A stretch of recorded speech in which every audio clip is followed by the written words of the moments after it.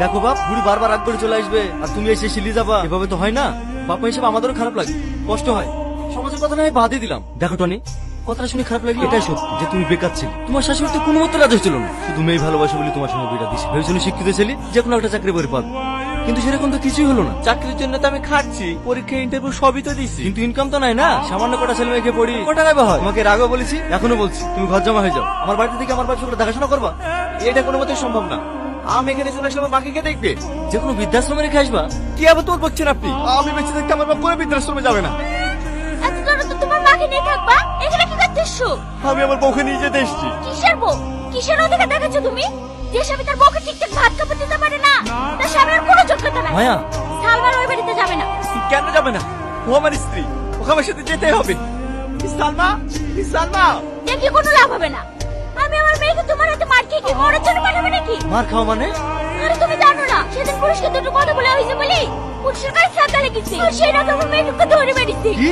আজ পর্যন্ত আমি আমার মেয়েকে উঁচু গলায় কথা বলিনি, তুমি আমার মেয়েকে হাত তুলেছো? আসলে সাপোজ দিন আমার মার ব্যাপারে অনেক উল্টো পাল্টা কথা বলছিল, তাই আমি রাগ সামলাতে না পারি ওকে একটু চড় মেরে দিস। এত কি এমন অন্যায় করেছে আমার মেয়ে? তোমার ওই কারামাকে সারা জীবন টেনে টেনে নিয়ে বেড়াবে নাকি? একটু কথা বলবেন না আমার মায়ের ব্যাপারে। তাড়াতাড়ি সালমাকে ডাকেন, আমি এক্ষুনি খেলে বাড়ি চলে যাবো। সালমা, সালমা,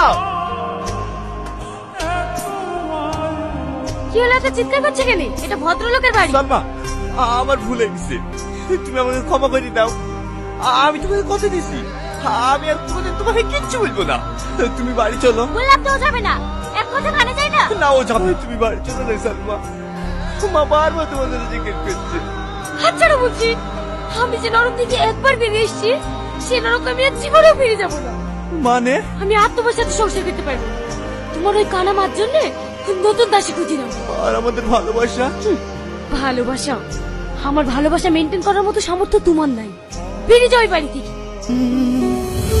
আমাকে আর কটা দিন সময় দাও, আমি চাকরিটা পেয়ে নিজের পায়ে দাঁড়াই, তারপরে আমার বিয়ে করি। আমি বাড়ির লোককে খুব কষ্টে রাজি করেছি, তুমি একদম নানা করবে না। তুমি একটু বোঝো, আমি চাইলে যে আমাদের সংসারটা মাটির পুতুলের মতন হোক, যা সামান্য ঝড়ে ভেঙে যাবে। আমি চাই নিজের পায়ে দাঁড়িয়ে শক্ত হয়ে তোমার হাত ধরতে। নাহলে বিয়ের পর তুমি আমার কাছে কিছু চাইলে আমি তোমাকে কিভাবে দেবো বলো? আমার সাথে তুমি থাকলেই হবে, আর কিচ্ছু লাগবে না। আমি তোমাকে এই মাসের মধ্যে বিয়ে করবো, ব্যাস। এই দেখ বুড়ি, এই ছেলেটা সুন্দর না? আমি দেখি কি করবো? তোর জন্য ছেলে দেখেছি, তুই দেখবি না তো কে দেখবে? তা বল কেমন দেখতে, পছন্দ হয়েছে তোর? আমি এখন বিয়েটা করবো না মা। তাই বললে হয়? সারা জীবন পড়ে এসছি, কতদিন থাকবে এভাবে? সারাদিন মন খারাপ করে বসে থাকিস, আমাদের খারাপ লাগে না? কিন্তু মা, আমি তো টনিকে ভালোবেসেছিলাম। তোর মতো বয়সে আমিও একজনকে ভালোবাসতাম।